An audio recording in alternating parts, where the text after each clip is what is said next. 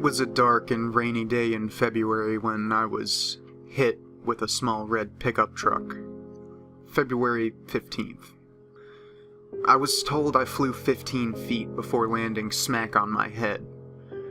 Apparently, the driver was drunk and didn't see me crossing. I don't remember much from that day at all. 4 weeks I slept in a coma that I feared I would never come out of. I was placed in a ward of children and teens with major bodily harm or disease. My roommate was a boy named Mason. I never did find out his last name. For the time in which I slept, he found out bits and pieces about me through my various visitors, my favorite color, what kind of music I liked, and other random things. The day I woke up, I was showered with love and attention from my family, and it took me almost an hour to realize the boy laying in the bed beside me. He flashed me a lopsided grin and quietly went back to the book he was reading. Eventually, I was left in peace, and after about 20 minutes of mental debate, I spoke up and asked him his name. His voice was smooth and low and never failed to make me shudder. We spent the rest of the evening playing 20 questions and getting to know each other better.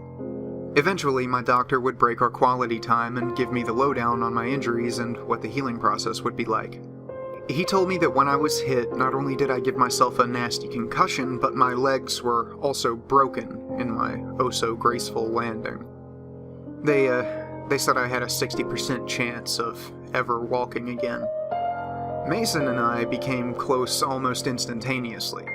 The nurses would laugh and say we already looked like an old married couple bundled up in bed watching whatever soap opera happened to be on television.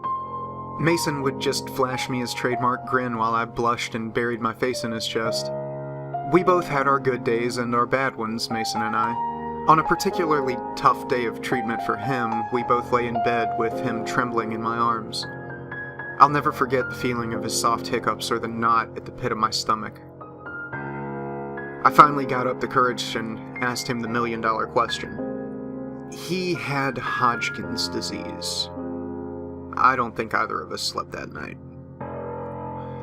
While my legs were transitioning from casts to braces, Mason's chemotherapy began. However, without fail, I'd come back frustrated or in tears from a difficult session of therapy, and he'd be there to comfort me with soothing words and reruns of I Love Lucy. Over the weeks, the chemo began to take its toll. His brown curls thinned into almost nothing, dark circles took permanent residence under his eyes, and his skin turned pale as snow. As my legs grew stronger, the day I was released no longer seemed like something to look forward to. The day we decided to shave his hair was the day I broke down. I told him I'd do anything, give blood, bone marrow, anything to make him better faster, but he just shot me that smile that instantly made me melt and wiped my tears away. 60%. Mason had a 60% chance of beating his demons. Same as me. On May 12th, I was officially released from room 104. I would walk with a limp, most likely for the rest of my life. Every other day, I would visit Mason. Each time I would leave, we would take a picture together. Over the months, I could compare our first picture with our most recent one and see how much he was deteriorating. It was heartbreaking. August 17th was the first time I lost him. Overnight, a high fever had broken out, and his heart stopped for 4.5 minutes. Those were the worst minutes of my life. I sat outside his room in an uncomfortable plastic chair watching the nurses I knew all too well scrambling back and forth trying to save his fragile life. After that, I vowed I would never leave him alone again.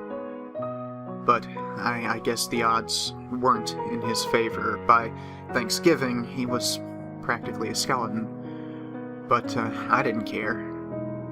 He confided in me that night, accepting the fact that his time was almost up and that he'd wait for me on the other side. I begged him not to go, but he just lightly shook his head and rubbed soft circles into my back.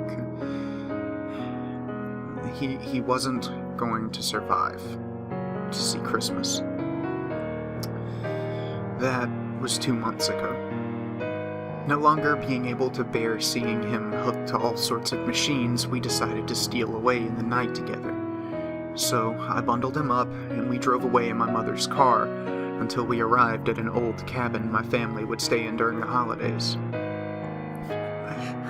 Mason and I couldn't be any happier. I don't care if I'm on the news every night or if every cop in the county is looking for me. All I care about is being with Mason forever.